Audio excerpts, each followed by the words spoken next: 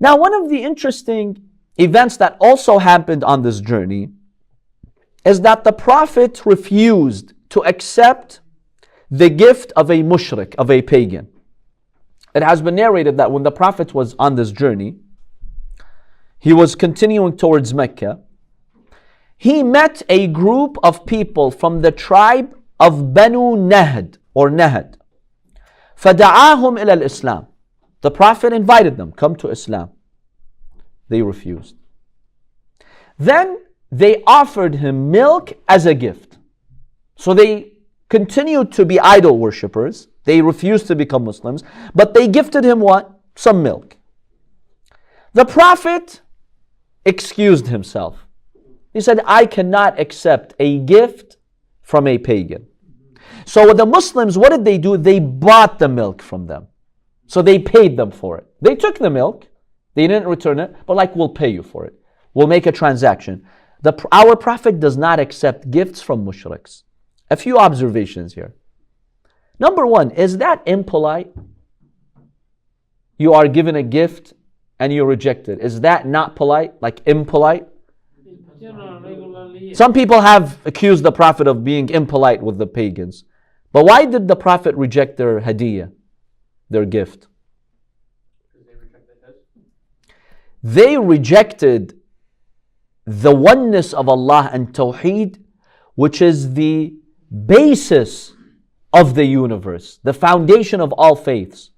They rejected his call. He's a messenger from God. They rejected him. When you reject him and falsify him, see, because when you reject the Prophet, you're telling him you're a liar. God didn't send you. Because if God sent you, I have to listen to you. So when you tell someone you're a liar, God didn't send you, there is no one God, why are you obligated to accept their gift? They're being impolite, not him. If someone comes, right, and let's say you became a medical doctor, you graduated, and you have an MD, an official MD. Somebody comes in your office with a tray of buklawa, and then he tells you, you are not a doctor. You never graduated. You're a liar. And then he gives you the buklawa.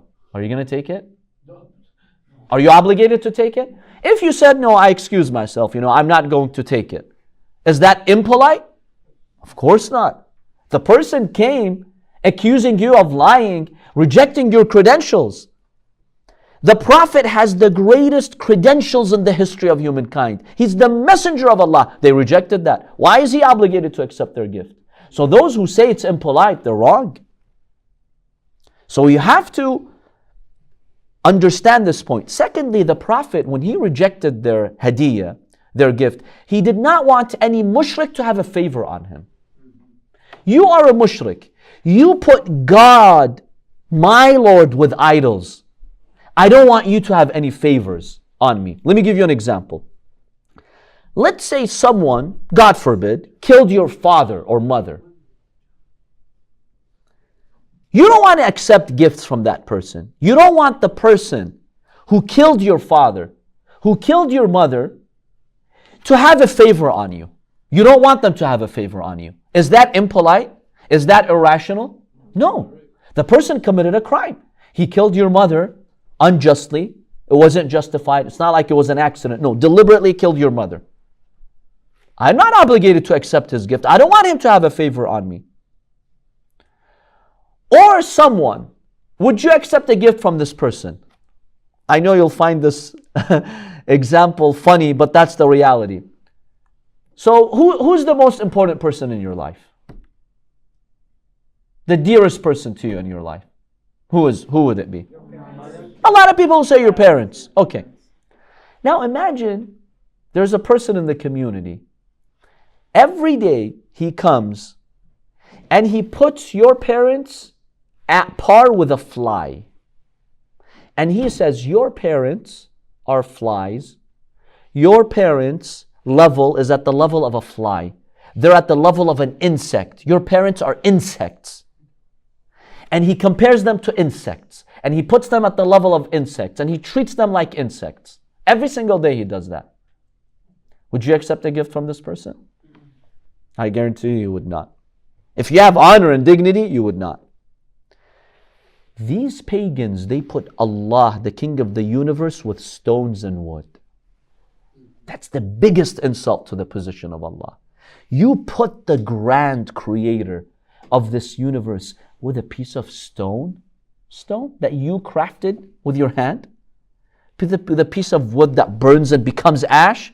That's the biggest insult to the position of Allah. So that's why the Prophet, those pagans who heard his message, he explained it to them very clearly. They had no excuse, and they would not join the religion of Islam. They would not accept Tawheed. The Prophet would not accept their gift. No doubt about that. He could not accept their gift. So this is not impolite by all means. In fact, this is rational. If the Prophet would have accepted their gifts, that would have been a source of objection to his personality and to his biography. So that's the first observation here. Do you agree with this, or you have another way of looking at it? Yes. I just wanted to ask, how should we deal with family members who, disrespect God and, curse God and stuff like that? There are two types of family members who disrespect God or those who would curse God. One of them are those who don't know any better. They're extremely ignorant. They grew up in ignorant environments. They've never had the opportunity to see the truth. These people, if you have an opportunity to show them the truth, you can still, keep some ties with them and accept their gifts. That's fine. Because remember, people take time to be guided. But if these people are not ignorant, they do know who God is or what the status of God is. Out of arrogance or stubbornness, they insult God. These people you have to dissociate from, yes. You have to keep your distance from them. Even if they're family, is it halal to cut ties? Yes. Even if they're family, if they are insulting God, and they're doing it repeatedly, there's no indication they're stopping. And if you brought it up with them and you tell them, look, I'm not asking you to believe in whatever I believe, but God is the creator. Don't insult God. That's not welcome. If you've made it clear to them that this is not okay, like when I'm around, do not insult God. I will not tolerate that. That's very offensive. If they keep doing it, yes, at that point you would cut them off, even if they're your family. But if you have hope, they're ignorance, I have a chance in guiding them, they don't know any better, then at that point you can continue your ties until you reach a point where they're being stubborn and arrogant. So that's how you make the decision. What if they're not they don't curse God or anything, but they're not religious. To do with God. No, those people, don't cut them off. If they're your family, have good ties with them. The example she gave is they're cursing God. They're offending the status of God. That's different. Because when someone does that, I have to step in. I have to take a stance to support the truth. But if you're dealing with people who are not religious, right? They're just not into religion. No, don't cut them off. Your family, don't cut them off. Unless they're negatively influencing you, then you have to keep some distance. So this is the first point. The second point, now that we've established that the Prophet does not accept a gift from who? From any mushrik. Today, the majority of Ahlul Sunnah, they claim, as we have examined before, and we've covered this the first year in depth, they have claimed that Abu Talib, the uncle of the Prophet and the father of Imam Ali, died as a mushrik. That's their claim. However, one response that I would like to mention here is that the Prophet was very close to Abu Talib and he accepted all the favors of Abu Talib. In fact, Abu Talib raised the Prophet. He grew up in the house of Abu Talib. Abu Talib would spend on the Prophet. He would gift the Prophet. He treated him like one of his sons. This is proof that Abu Talib must have been a believer. Because if Abu Talib was a mushrik, the Prophet had made it very clear, I don't accept any favors from a mushrik. So if Abu Talib was a mushrik, why would the Prophet accept favors from him? That contradicts his personality. That contradicts his seerah. The Prophet would not accept a simple gift from a mushrik. Milk, glass of milk, he wouldn't accept it. He would accept years, over 10 years of Abu Talib after Islam, over 10 years of Abu Talib spending on him, caring for him, supporting him, He would accept that? Why would he accept the favors of a mushrik when he has demonstrated that he doesn't? This is solid proof amongst the other proofs that we've mentioned before. Abu Talib must have been a believer in God. If he was a pagan, it's impossible for the Prophet to accept his favors. Yes. You could also say, if they say, oh, well, Rasulullah was a kid, what could he do? Where else would he No, I'm talking about Bi'tha, year 40. No, but Abu Talib was raising him from even before, right? Even before. Right. So But the point is, after he received Islam, Abu Talib stayed about 10 years into Islam. Those 10 years, the Prophet accepted the support of Abu Talib, and he accepted the favors of Abu Talib on him. If Abu Talib is a mushrik, why would he accept it? That's the argument. We're not talking about the childhood, because childhood they could say, okay, this was before Islam. The Prophet didn't have an obligation to seek distance from mushriks before Islam. He had the obligation after the age of 40. So our counter argument is, for 10 years Abu Talib was alive, and he constantly supported the Prophet. He constantly defended the Prophet. He constantly gave to the Prophet, and the Prophet accepted all the favors of Abu Talib. He never told him, you're a mushrik, I can't accept your favors. He never said that. Why? The Yes. counter-argument for the childhood one, could we use, like for example, Nabi Musa, when Allah says, وَحَرَّمْنَا عَلَيْهِمْ الْمَرَاضِعَ? Okay, so Nabi Musa alayhi salam, even though God's plan was to take him to the palace of the Pharaoh, but Allah did not want him to breastfeed from any woman who was not a believer. So Allah somehow sent back his mother. So how do you want to apply that to the Prophet? Even the Prophet, Musa alayhi salam, is not taking from Mushrik women, then Rasulullah, even when he's a kid, I mean, if Abu Talib is a Mushrik, he took from Abu Talib. But they could say that Prophet Musa grew up in the palace of Fir'aun, and Fir'aun was a mushrik. Yeah, but Fir'aun wasn't breastfeeding him. He wasn't breastfeeding him, but he grew up in his palace. Even Asiya was a... So who was breastfeeding the Prophet? The Prophet's mother breastfed him for a while, then Halima Sa'diyah breastfed him. And then later, he grew up in the house of Abu Talib. They were believers, right? We believe Halima Sa'diyah was a believer. Other Sunnis may dispute that, but we believe she was a believer. It's impossible. That's a good point to prove Halima was a believer. The one that you mentioned about Prophet Musa. Abu Talib didn't breastfeed the Prophet. But they could say the provisions of Fir'aun, because Musa grew up in the palace of the Pharaoh. So, I mean, after being breastfed, what did he eat? Or where did he sleep? They could make the argument that, okay, he grew up in the house of a mushrik. So they could also say that the Prophet grew up in the house of a non-believer. That's why I want to focus after age 40. 40 and after, from the age of 40 to 50, when the Prophet was receiving revelation, Abu Talib was there. He supported him, he took care of him, he had favors on him. Yet the Prophet never said, you're a mushrik, I can't accept your favor. That's clear proof that he must have been a believer, because the Prophet would not accept the favors of a mushrik for 10 years. When he died, he called this year The year of sorrow, when he and Khadija died. Yes, brother. Quick question. So the ruler rejecting gifts doesn't apply to those who, like the Sahaba, because they, even though inwardly they were against the Prophet. Yeah, this does not apply to those who were Muslim on the outside, but they were hypocrites. So if a hypocrite would bring something to the Prophet, he could accept it, because the person is saying the Shahada.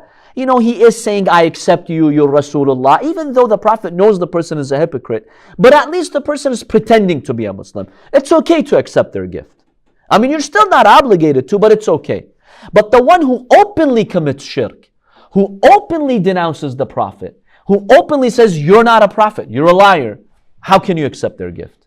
That's different than someone who from the outside is, sweet talking you, and then, from the inside they have other motives. That would be a different scenario.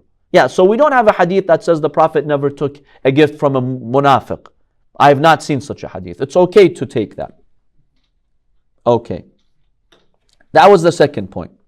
The third point, and the last point. Sahih Bukhari narrates, and other sources also indicate, that on the night of the Hijrah, when the Prophet was migrating from Mecca to Medina, he went into that cave for 3 days.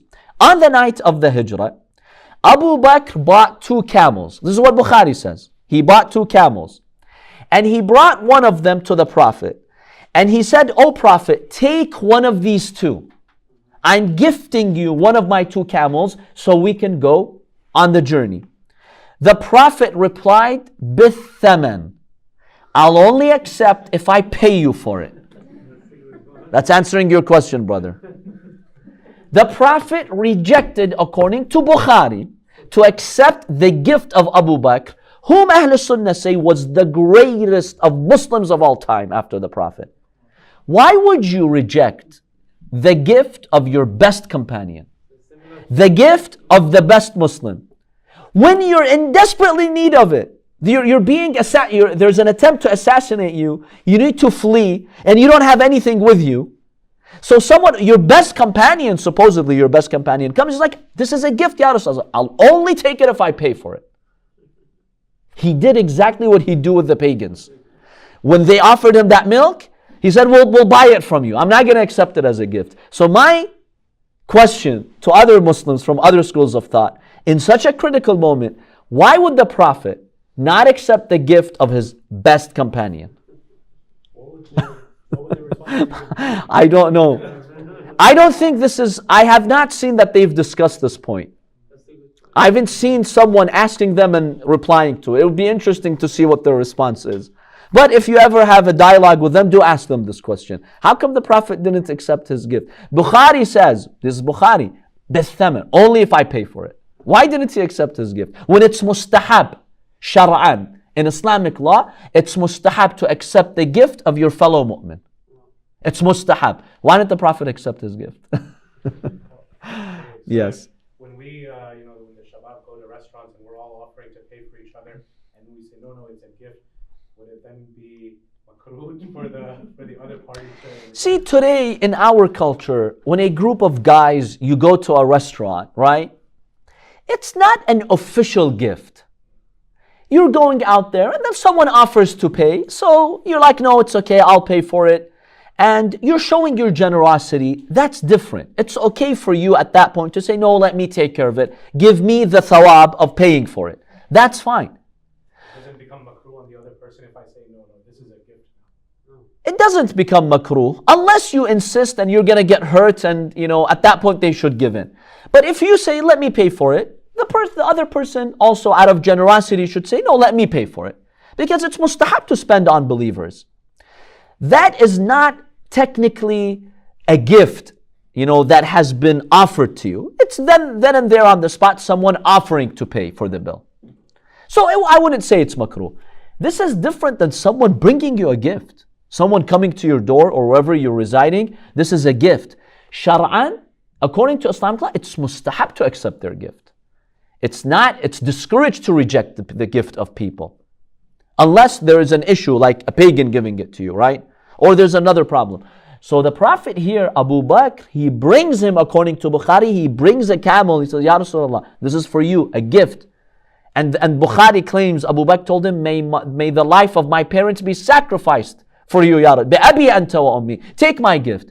Now, if your best companion is speaking to you that way, and your Islamic law states, accept the gift from believers, why did Rasulullah not accept it as a gift? He says, no, I'll buy it from you. Why? Let them answer. I don't know. But this story of the milk was given from Banu Nehd. Is written in Sunni's book. Yeah, this is in Sunni works of history, that they offered him the milk. The Prophet said, no, I don't accept any gift from a Mushrik. So what did the Muslims do? Because they wanted the milk, right? What did the Muslims do? They went and they bought it from them. The Prophet approved that. He's like, yeah, that's okay. The Prophet did the same with Abu Bakr on the night of Hijrah. He offered him the gift, he refused. He says, I'll buy it from you. So our question to them is, why did he not accept his gift? Allahu A'lam.